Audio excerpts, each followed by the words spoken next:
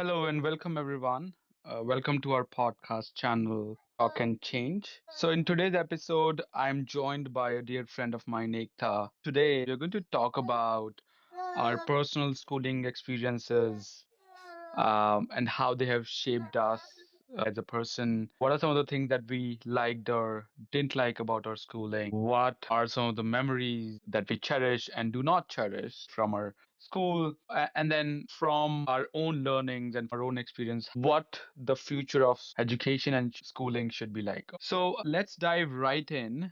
So I would like Ekta, if you could just please introduce yourself. Hi, thank you so much, Suraj. So, before starting, I'd just like to clarify I have a very special guest here with me. I got a plus one to your show, but I'm sure I'm going to get really nice inputs from my guest as well, as you can already hear him talking. So, a little bit about me. My name is Ekta. Hi. I am in academia. I teach undergrad and postgraduate courses. I am currently working in Canada, and my areas are basically business management, human resources, and these are the subjects I also teach and also do my research in. Other than that, as you can hear, I have recently become a mom of the cutest kid on the planet. So, yeah, this is something about me, and thank you so much for having us on the show. All right. So, thanks for that introduction. I hear that you're already in a higher education sector.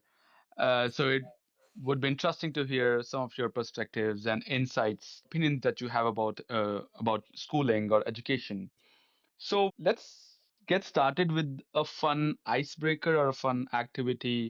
Um, if you were to describe your schooling experience in three words, what would they be and why? First word is, I mean, very quick and very easy to guess. I think strict, number one. Second word that I'd use is hard work. And the third word that I'll associate my schooling would be with friendships. So, strictness, hard work, friendship. My reasons for the three are my school was very strict when it came to results. They were very sure that they wanted their students to be amongst the top three all over India in terms of getting a good score both in 10th and 12th grade. So they were pretty strict about it. They were pretty strict in ensuring that we do achieve those results. That brings me to my second term. Because they wanted those results, they made sure that the students were working hard. And number three, friendship would be because I think something that I cherish the most in my life are my two friends that I have gained from the school, and we've had more than 25 years of friendship. And so that's something I'm really thankful to my school for. It's very interesting to hear that those three words that you mentioned, none of them include the word either learning, shaping my career, or innovation or problem solving. But I hear you like it's mostly about Yeah. like how you felt. So it looks like we'll get to hear some stories of discipline, hard Um, work, yeah. rebellion, and then friendships in this podcast. So let's start with your schooling. Like, tell us about like where did you go? Take us back. Like, what was your school like? And paint like a picture for us. So I've been part of two, three schools primarily because I come from a defense background. Although we did not go from one place to another for postings, but I primarily stayed at three schools. The last school being my main school in the sense that I spent most amount of years at that school. So one consistent thing about all the three were that they were one man show. All the three schools were started by those really driven individuals who were concerned and felt deeply about education. And I think to some extent, as far as I know, they did sacrifice a lot of their personal lives in order to devote as much, sorry about that, as much time and effort that they could devote to the growth of the school. So I think that particular aspect really meant that it was a very closed family setup of kind of a situation existing within the schools. I remember we were always told the first thing in the morning assembly that each and every person is standing here is your brother or your sister. I'm sure they had other intentions behind saying I behind remember, teaching us that. yeah, reciting that Yeah. pledge every day in morning Yeah. assembly. All Indians are my brothers and sisters, Yeah. so Yeah. I do remember that. Anyways, Yeah. continue. No, but within the school, I think they enforced that. Not only did it come from the fact that they did not want us or did not encourage us to have relationships, but also it was because it was sort of driven by that one patriarch or matriarch, and they created that school.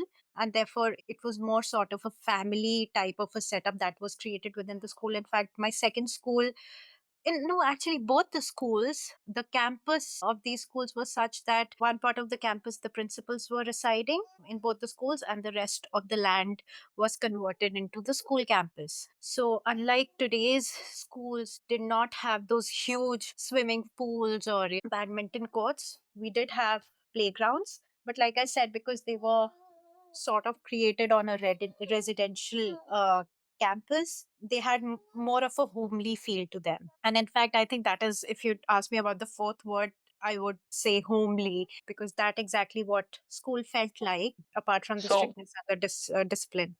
I hear you saying that your school was run by like a one man, or Yeah, it was like a one man yeah, show. Was yeah. this the person also the most feared Yes. teacher or individual in the school, and why? So again, two schools which were primarily built on the same lines or the same format. One of them was run by a male, the other one by a female. It's funny to think about it now, but the way I remember them, so the one school that was run by a female, which had a female founder, I remember her in a very motherly fashion, in the sense that, I mean, even today, if I think about her, I get those motherly vibes from her. On the other hand, the second school, which was run by a male, and I respect both of them a lot. I mean, these are two individuals that I have always kept in high regard, have the utmost respect for them. The second one, run by the male, was the one whom I associate the strictness part with the most. But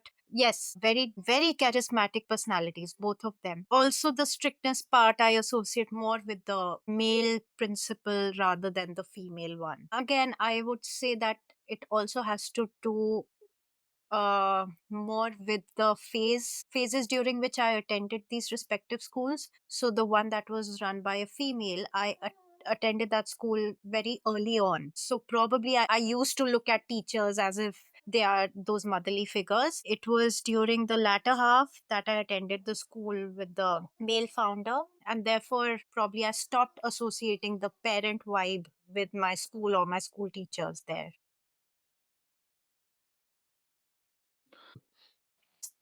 I mean, it doesn't happen now, but during my time, caning or hitting the students was something very normal. So maybe that individual used to hit students at that time, and everyone used to be afraid of him or used to fear him because he was very strict. He used to discipline students using cane, Yeah, like you said. yeah. Was there anything that you also did but you got away with in school? No, no. No? I was a very disciplined, a perfect student. So I never was at the receiving end of any bashing or caning. But Got yes, it. I've had very close first-hand experiences of my friends getting one tight slap or a cane on their hands. And there was nothing that was done after that. Even if the student got hit or got a cane or, stick to their bums or hands, nothing happened I after mean, of that. course, there were It was a repercussions. daily affair. Repercussions for whom? For the kids, for the for the Of individual course, we've principal, had teacher? those. Yeah, we've had, because, like I said, so I think ours was the generation where the transition was happening. So I remember most of our juniors did file a complaint. Some, there were cases filed against some teachers. During my time, let's say that one incident where, so just to answer your question, it wasn't a regular affair, but it was what I have heard that for my seniors, probably it was a regular affair. For us, this was something that used to happen only during 10th and 12th class, where we're supposed to perform and show results. So the beatings, the canings that I have seen were uh, in 10th grade, where some of my friends failed to achieve certain scores and therefore were given a beating. But like I said, for my juniors, I think they became a little more aware of what their rights are and the legality part of it, and therefore they did file police cases against a few of the teachers, and nothing All really right. happened to them because they were protected by the school. Okay. So I hear a couple of things like I hear there was a strict discipline in your school, and teachers used to hit students. Despite that, you said that you respect all your teachers. Was Yeah. that respect out of fear or out of like because they were elders? Like why? So I won't say I respect all my teachers that way. I mean, of course, because they're elders, that is why I respect them. But when I said that, I meant specifically for my school founders. In fact, both founders, they hold them in high regard, not primarily because of their strictness or because of the discipline that they try to instill, but because of their drive and passion for education and what they were able to create out of these schools. And I get it at the end of I mean, beating the students is really not the way to go about it, and I definitely don't support it. But having said that, we cannot deny that this school has produced, top 3 positions in 10th and 12th boards for so many years consistently, and it doesn't just stop there. I do not know even a single batchmate who's performing or who is below average in their life, not just personally but professionally. So I respect them because of that drive that they had for education and the results that they were able to achieve from that education. And something again I'd like to point out here is that for them education was not a business. So I do not remember even at any point of time where me or my Don't you think family like members. that's the goal of every teacher who is involved? Like they want to give quality education to all the students, but like it's more a function of the means that you take. And like punishment or caning students is not the only, or shouldn't be the way, not the only, it should not be a way to function in a school or to teach students in a class or anywhere. And despite that, you said that you respect them, you love their passion for education, and despite them using unethical means to teach or to discipline kids, you still respect them. And that's not you. Maybe majority of the students that went to that school along with you, they respect them. Is that the case? No, Would you actually, disagree? yeah, I don't feel that most of the students from my school really respect this way of teaching or this way of education. In fact, we've had cases where it has had deep emotional and mental negative impacts on students. But for me personally, I don't want to justify it, but in my mind, it's not that I'm overlooking this fact that it's not the right way to go about it, but they belong to a different generation, they belong to a different time. And at that point of time, because of the prevailing thought a process that was there, it did not seem like a big deal to hit a student and to make, that carrot and stick approach was seen like a very normal regular way to go about it.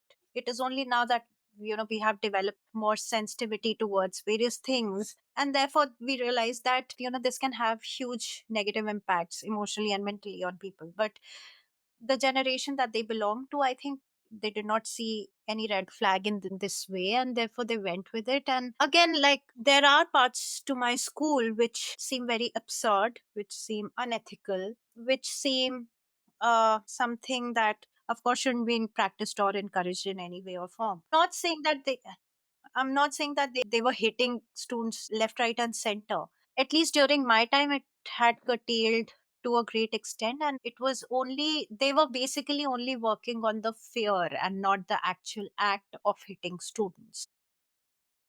So I hear you. Like it was probably, you know, an older generation of Yeah, teachers that used to do it. yeah, Like in my school too, like most of the physical training teachers used to do yeah. that. So, hearing all this, did you question any of these unethical practices, or did you question anything else apart from not just this, about anything at school that you were doing, learning, or whatever was going on in the school? Did you ever question any of those stuff? One another thing that I feel again was that I saw just as a negative feedback that I had towards the school was we were never really at least for me, I was never really aware for the longest time that a stream like arts exists. For me, it was always science or commerce, and the only careers that were possible or were highly regarded or encouraged were, again, being an engineer, doctor, or a lawyer, or an accountant. I mean, so it was only probably, I think, in the ninth or 10th class that I realized, oh, there were some people who were taking arts and it was offered as a whole stream, and people could actually go and think beyond physics, maths, chemistry. Now when I look back, I definitely feel I'm a person who would have definitely taken arts, because those are the subjects that I could relate to more when I, pursued them at a post grad level or at a grad level. So I wish this exposure, like, they had a very narrow fixed focus, and they were not entertaining any other aspect or any other thought process that the students came up with. And their basic idea was that if you don't think science or commerce is your stream, you can go to any other school and take that stream. So I wish they'd offered more of that, more of options. I think now they do. It's of course been more than a decade now that they've started doing that. But yeah, I wish they'd not limited our experiences that. So in a way, you are saying that school did control Oh yes. some of the things that they wanted to promote and Yes. suppressed certain things they didn't want to promote amongst students. And I think So another thing that I'm hearing is that you were not never given a proper, let's say, career guidance or counseling in terms of you were never allowed to explore your areas of interest at school, and you're always dictated and told, hey, these are the areas that are in high demand or very popular, like you yourself said, non-medical, medical, or other like commerce, and yeah. not arts. So like, it was it more about control rather than free exploration? No, it was something like they, specialized in this, and they said that if you wanted to pursue arts, you have other options in terms of schools available, you go to them. But if you want to pursue science and you want quality education, we'll, like, the one thing about my school was that they never marketed themselves even till today. So basically everyone who's just coming is purely coming because of the reputation that they've earned, and because of exactly the value system they inculcate among students, of course also the results. So they never really, like, they said you're free to go if you want to pursue arts, but that is not something that we offer. It's fair only to some extent. Like, I cannot offer everything to every individual. I can only probably specialize in these two areas, and therefore, you come to me if you want something to do in these areas. But yes, in terms of providing that exposure, that also came at a very later stage in terms of having a career counselor being placed within the school premises. So, like I said, exactly, because I feel my parents and my school values aligned, there was really no room for me to go and explore, and therefore to know the existence of some alternate way of learning or some other alternate content existing that I could learn about. I mean, that, therefore, that awareness was sort of not there for me. So, also, one more thing that I probably this adds on to what I'm saying is that one thing my school said, that let's say if you're a great basketball player, it's okay to pursue this as a hobby till let's say class 8th or ninth. But unless and until you're a national level player, we will not encourage you to go for devote any more of your time on these on these activities in 10th, 11th, or 12th, because their idea was, now, let's get serious, let's stop playing and wasting time, and let's really focus on your end goals. What if your Okay. end goal is to just play? So exactly, so unless you're a national or a state level player, if you're not that, then it's just a However, hobby. like, yeah, I mean, it's just a hobby, but you have to nurture that talent in order to go to national level and international level. So what I'm hearing, yeah, yeah. So what I'm hearing a lot from you, which at least, what appears to a listener is your school was about promoting certain streams and suppressing certain streams, promoting certain things that will encourage students to pursue certain careers in their lives, and suppressing certain talents and ideas. Do you think that your school deliberately suppress these other talents and ideas that students had? Like I said, so they belong to that generation where, I mean, Okay. if you talk to our grandparents or our parents, they also thought that, engineering or being a doctor is the only way to go about it. So I think they belong to that generation or that school of thought, and therefore they said that, or they believe that, exactly, unless you're at the level of Dhoni playing But cricket, or Dhoni did also at some point worked hard towards cricket, and he did give up his studies to pursue cricket. And that's how Dhoni became Dhoni. Yeah, so that is what they again, if you're that good a player, then they would definitely encourage you. Then the school would give you all the support to play at the state level or national level. And they used to give time for that. So you had all the time to do all that till class 9. It was only in class 10 then you had to, they take that hard call.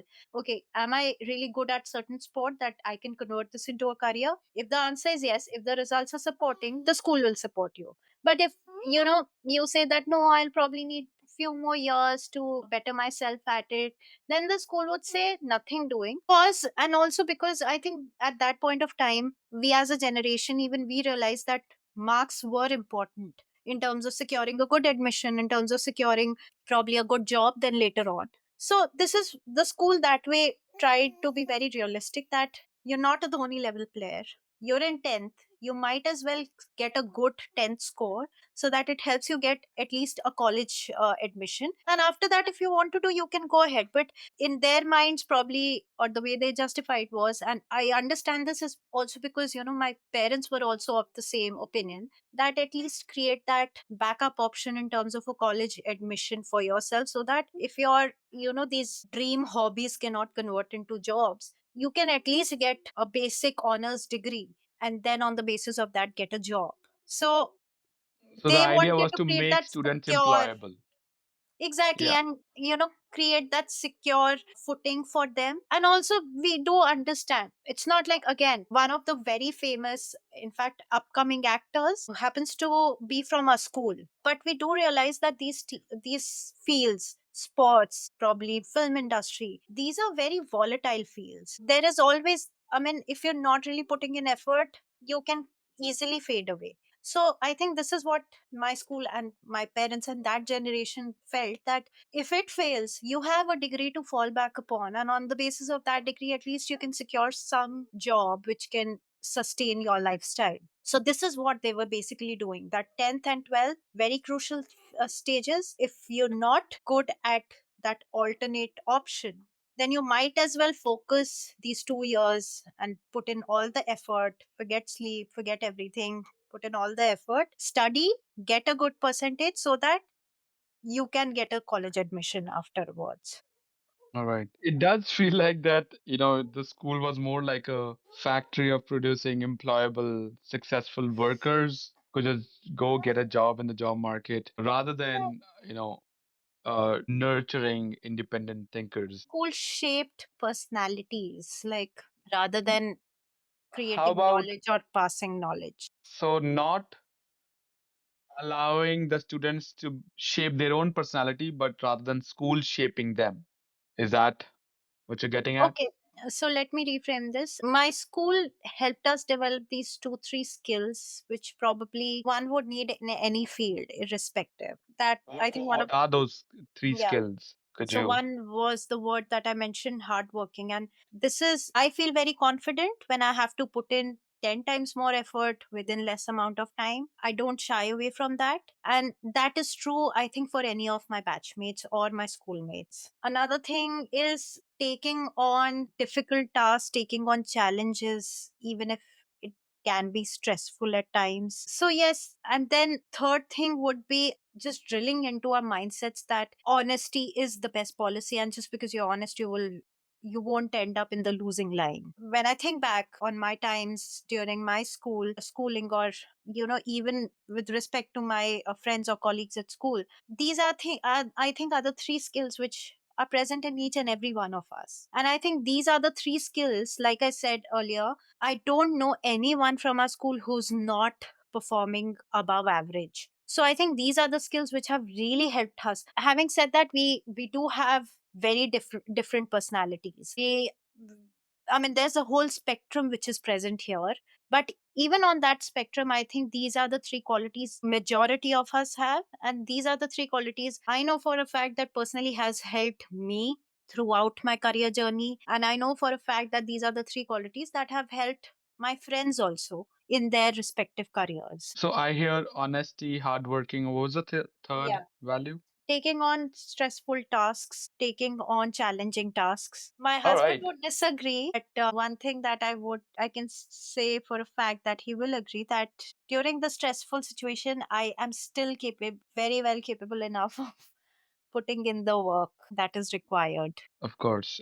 So let's say if, I mean, these are some of the things that you really like. If you have to go back, if you could go back and change one thing about your schooling experience, what would it be? I think, yeah, more options, more exposure. I wish they had given us more options, more exposure.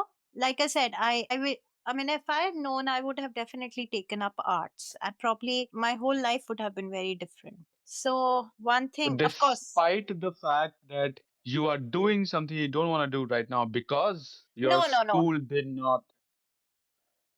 I at this stage where I am at, I am not doing something that I don't like. In fact, I love it. I love teaching. I love teaching college kids. I love teaching the area that I'm teaching. I love it. I love doing research in it. Overall, I love teaching, and it's not that just because my school forced me to choose science, I've ended up at a career path which I completely don't like, or I am not happy with. But this is where I feel that my school has played a really huge role. That, like I said, you can take up challenges. I think there were certain parts of my education that I did not want to do, but I had to do, and yet I was able to bring myself back on the path which I loved, which I really loved, or which I originally wanted to do. I think this would not have been possible if my school hadn't taught me to put in that extra effort, put in the hard work. So I understand that you learn those, hardworking values or honesty as a value at school.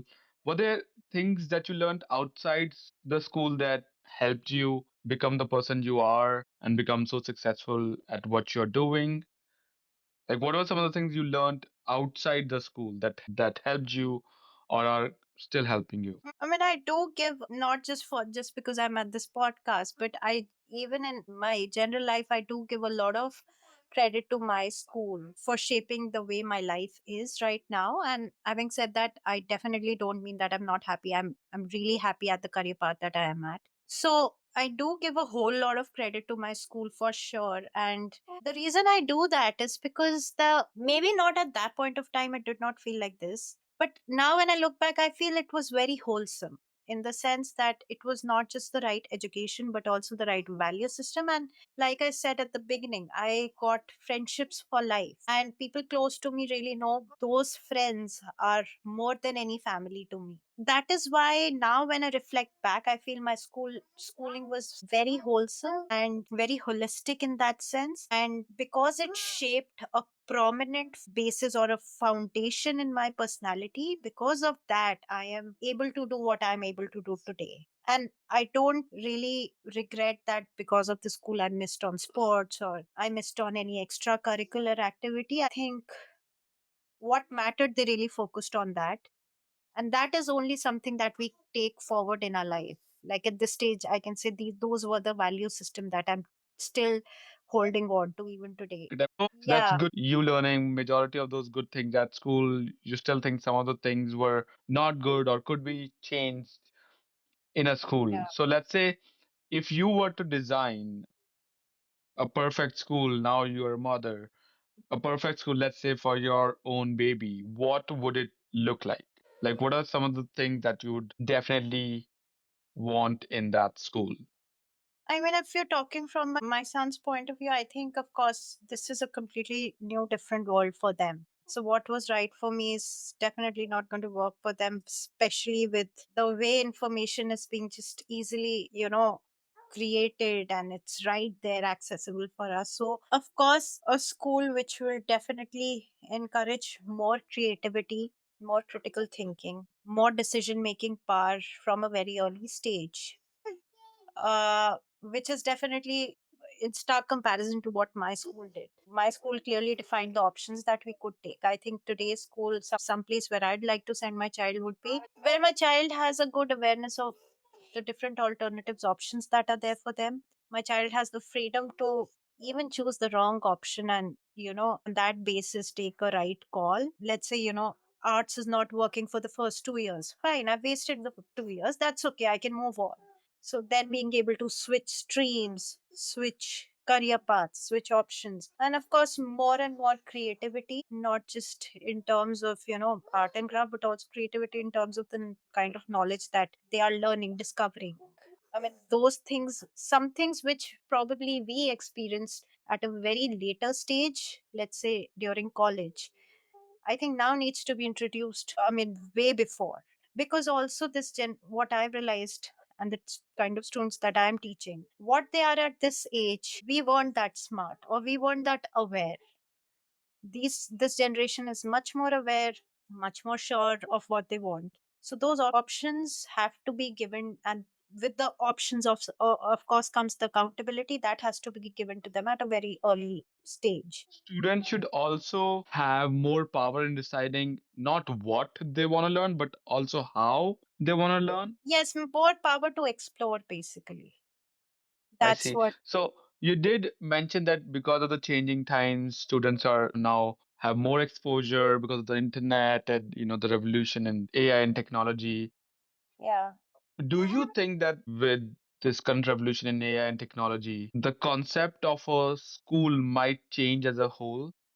Of Or course. you think that we need some kind of revolution in the education world? Of course, I mean, without revolution, this form of education definitely has no ways and means to survive. And I mean, exactly, there were so many things, like when we talk to our parents as kids, the things that these people are doing, we never did those at these stages. And with AI, I mean, I would definitely not send my child to a school where they're still teaching history and how, such and such people invaded this and that country. I mean, that's all. I'm not saying it's worthless, but I don't think that's something that needs to be spent, that schools need to spend time and resources on teaching students all those things right now, because all the school needs to do is making them aware that this form of knowledge exists. But something like these subjects, I'm very sure that my son will be able to figure these things out on his own. I don't think my son needs a teacher to teach them. But what I think my son needs in that school is not a teacher, but someone that he can discuss those topics with. He can brainstorm those ideas of how historical facts that have happened so many years ago are either presenting themselves as reoccurring patterns, or how are they impacting us today. So of course, any school which is still living with that mindset of teaching these things to students, I think is just wasting time and resources So, of the school and the parents. yes or no? Just reply in that. Should schools even exist the way they do now? Just like my school, Should you are schools, general, asking me all the very schools? defined options, and therefore I'll give you very definite answers. No. All right. So, you know, since we are heading towards a close, after everything that we discussed today, like in the past 40 minutes or so, if you were to give a message to the students today that no one sort of told you, what would that message or thing be? As an educator, you mean? As an educator, as an individual who has gone through schooling system in India, what's that one thing you wanna tell students that no one told you back in school? I think it's in terms of doing mistakes more. No one told us, no one encouraged more errors, more mistakes in general. And I feel that it was only through mistakes that I was able to see what's good and bad for me. So I definitely encourage students of today to just go and explore and do things. And even if it's not the right option, you'll just end up being wrong, and that's okay. It won't be a life or death situation. You'll have enough opportunities to recover. So it's okay. Go and commit those mistakes and learn from them. All right. And is there any message that you wanna give to your younger self about school? That it's okay. His mommy can teach him if his school is not something to his liking. You're all about homeschooling for him, for your own No, no, I kid? want to tell my kid that if he wants to learn physics, he can go to his dad. But if he wants to explore interesting things like literature, philosophy, sociology, he can come to me. So yeah, I mean homeschooling, I would prefer a combination of the two, because actually I do know that there are certain schools which are working on those lines in form of exploration. So either I would like to send my child to those schools where they are in real life situations and not sitting in a classroom discussing some hypothetical problem. If not that, then probably a combination of the formal system of education with homeschooling. Right. So I think on that note, we'll end our today's episode. Thank you, Ekta, so much for Thank taking you. the time out and sharing your own personal schooling experience with us. And in our next episode, we are going to have another guest who will be sharing their personal experiences of schooling, some interesting stories and insights, and their thoughts and opinions about the future of education and schooling. Thank you, Ekta, and thanks everyone for listening. We'll see you on the next episode. Bye bye. Bye.